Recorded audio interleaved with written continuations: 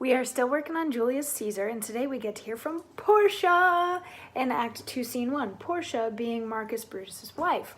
So, previously in Act 1, in Scene 1 of Act 2.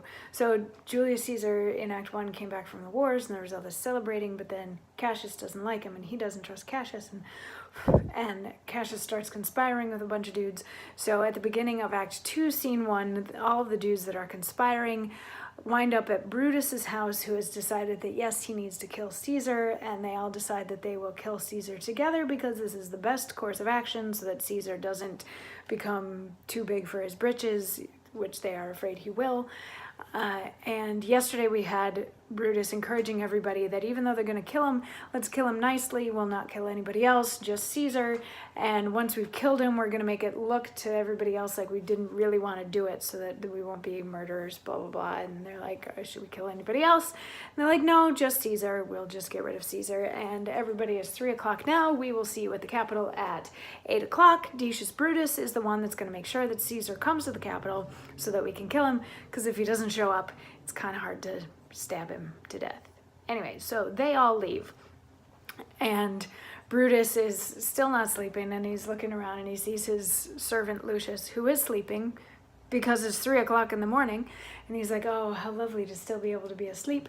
And then Portia comes in and she's like, Brutus, and he's like, wait a second, why are you up? This is like, it's not good for your health for you to be up and walking about in the middle of the night, because they used to think, you know, that you would get the vapors from walking around in the middle of the night. And she says, no, nor for yours neither. You have ungently, Brutus, stole from my bed, and yesternight at supper you suddenly arose and walked about, musing and sighing with your arms across, and when I asked you what the matter was, you stared upon me with ungentle looks. I urged you further, then you scratched your head and too impatiently stamped with your foot. Yet I insisted, yet you answered not, but with an angry wafture of your hand gave sign for me to leave you. So I did, fearing to strengthen the impatience which seemed too much enkindled, and withal hoping it was but an effect of humor, which sometime hath its hour with every man.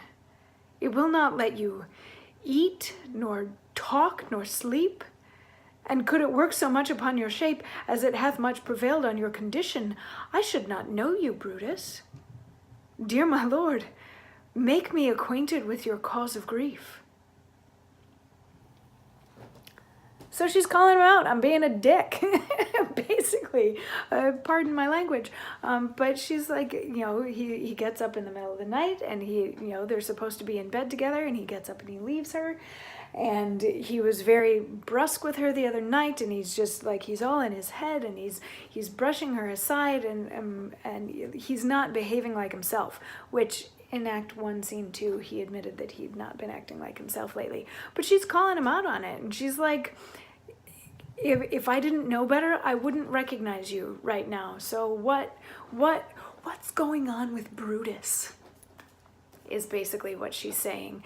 And they're going to get into it a little bit more, and we'll get to hear more of it tomorrow, because it's a scene that has a lot of monologuing in it. So tomorrow we'll get to hear from the two of them in rather a large bit of stuff where they get into the nitty-gritty of what's